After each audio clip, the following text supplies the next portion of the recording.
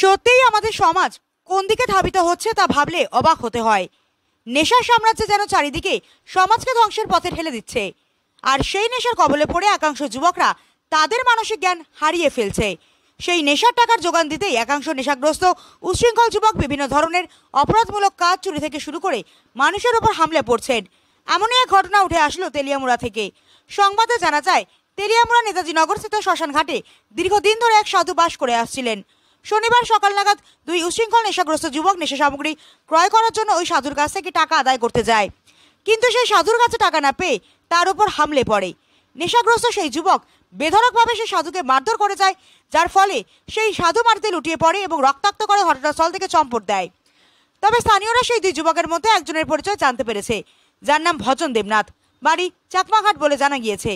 পরবর্তী সময় স্থানীয়রা অ্যাম্বুলেন্সের সহায়তায় সেই সাধুকে ঘটনাস্থল থেকে উদ্ধার করে তেলিয়ামুড়া মহকুমা হাসপাতালে নিয়ে আসে চিকিৎসার জন্য।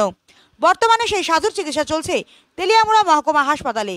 জানা গিয়েছে ওই সাধুর নাম দীপক আচার্য, তার বাড়ি খয়েরপুর এলাকায়। আজ থেকে দীর্ঘ কয়েক বছর পূর্বে উনি সংসারে মায়া ত্যাগ করে সন্ন্যাসধর্ম গ্রহণ করেন। তবে শনিবার সকালে ঘটে যাওয়া এই ঘটনায় গোটা এলাকায় চাঞ্চল্য বিরাজ করছে।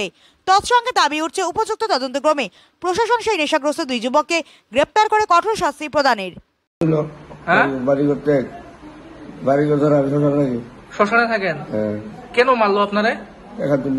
হ্যাঁ, কে মারছে?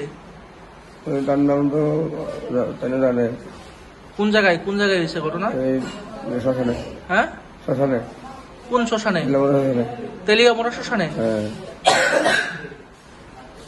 কি দিয়ে মারছে আপনারে? আচ্ছা, আপনার নাম? দীপক আচার্য। হ্যাঁ, দীপক আচার্য। দীপক আচার্য। টাকার জন্য মারছে? মানে কি আপনার কাছে টাকা দাবি করছিল? দাবি করছিল, আমি দিয়েছিলাম। কি কারণে টাকা চাইছিল? তারা নেশা খাইত। নেশা খাওয়ার লেগা? কয়জন আসলো তারা? দুইজনে মিললে মারধর করছে আপনারে? পুলিশ জানাইছেন নি ব্যাপারটা?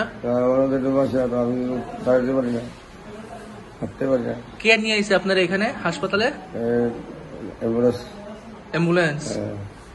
অ্যাম্বুলেন্সের নাম শুনছে, নাম জানে। আচ্ছা আচ্ছা, এগুলো গুছিয়ে রাখছে না।